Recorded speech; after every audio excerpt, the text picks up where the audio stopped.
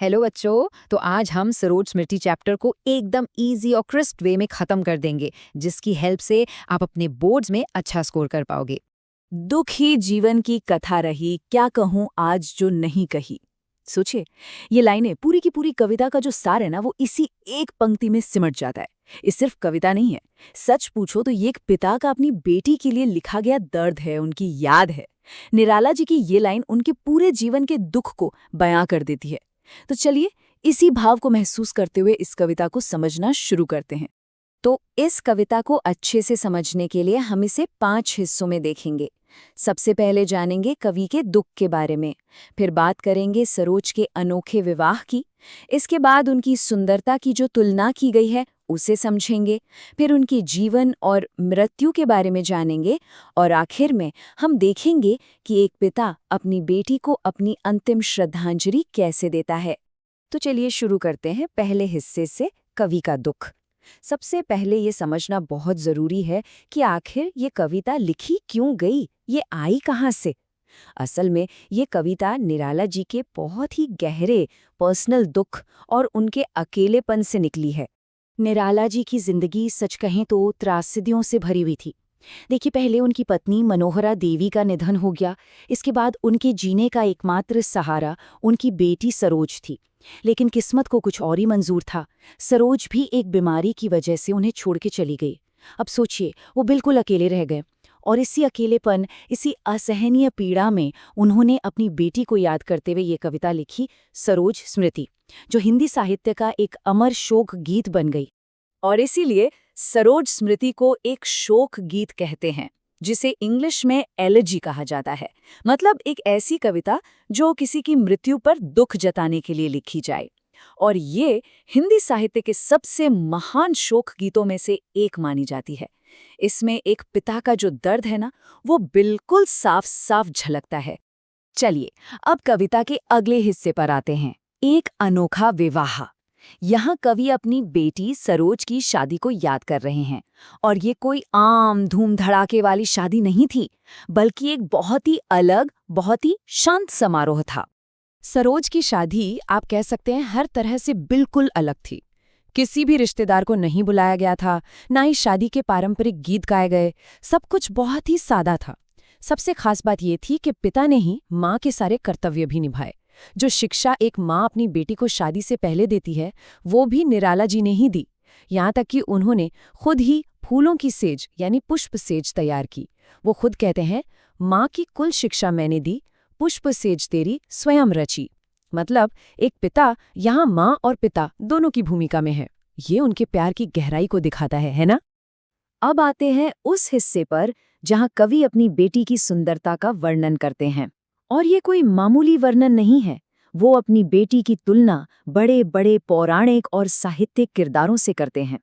तो निराला जी को अपनी बेटी दुल्हन के जोड़े में इतनी सुंदर लग रही थी, इतनी दिव्य, कि उन्हें ऐसा लगा मानो प्रेम के देवता कामदेव की पत्नी यानी सौंदर्य की देवी रति ही स्वर्ग से उतरकर जमीन पर आ गई हों। सोचिए, ये तुलना सरोज की सुंदरता को एक डिवाइन लेवल पर ले जाती है। और फिर ये लाइन आती है, होठों में बिजली फंसी स्पंद। इस एक लाइन से ना कवि ने दुल्हन बनी सरोज की पूरी तस्वीर ही खींच दी है। उनकी आंखों में शर्म की वजह से एक अलग सी चमक थी, होठ हल्के हल्के कांप रहे थे, और जो हल्की सी मुस्कान थी वो ऐसी लग रही थी जैसे होठों में बिजली की एक चमक आकर बस ठहर गई हो, बिल्कुल एक मूर्ति की तरह, शांत और सुंदर। अब यहाँ एक बहुत ही इम्पोर्टेंट लिटरेरी कंपैरिजन आता है। कवि अपनी बेटी की तुलना करते हैं महाकवि कालिदास के मशहूर नाटक अभिज्ञान शाकुंतलम की हीरोइन शकुंतला से। क्यों? क्योंकि दोनों की सिचुएशन काफी मिलती जुलती थी। शकुंतला की ही तरह सरोज भी माँ के बिना अपने पिता की देखरेख में ही बड़ी हुई थी। लेकिन कवि फौरन ही दोनों में एक बहुत बड़ा फर्क भी बताते हैं। वो कहते हैं, पर पाठ यह अन्य कला। इसका मतलब क्या है? इसका मतलब है कि शकुंतला की माँ ने तो उसे अपनी मर्जी से छोड़ दिया था, है ना? लेकिन सरोज की माँ की मृत्यु हुई थी। इसीलिए सरोज की कहानी शकुंतला से अलग थी, बिल्कुल अपनी तरह की एक अनोखी कहानी थी। अब बात करते हैं शादी के बाद के समय की। सरोज ने ये वक्त अपने ननिहाल में गुजारा। वो जगह उसके लिए प्यार का सागर तो थी, लेकिन अफसोस की बात ये है कि वहीं उसकी जिंदगी का सफर खत्म भी हुआ। तो शादी के कुछ दिन बाद सरोज अपने नाना नानी के घर चली गई, जहां उसे बेइंतहा प्यार मिला। मतलब उसके नाना नानी, मामा मामी सबने उसे बहुत स्नेह दिया। उन्होंने पूरी कोशिश की कि सरोज को कभी अपनी माँ की कमी महसूस न हो। और इस प्यार को बताने के लिए कवि ये लाइन लिखते हैं, भर जलद धरा को ज्यों अपार। इसका मतलब है कि उसके मामा मामी का प्यार सरोज पर ठीक वैसे ही बरसता था जैसे बादल बिना रुके जमीन पर पानी बरसाते हैं।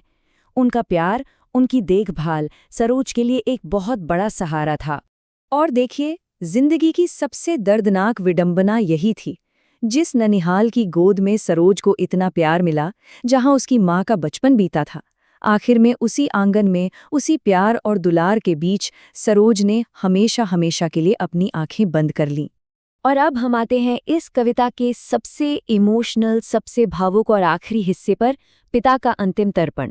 यहाँ एक पूरी तरह से टूट चुका पिता अपनी बेटी को अपने तरीके से आखिरी विदाई दे रहा है।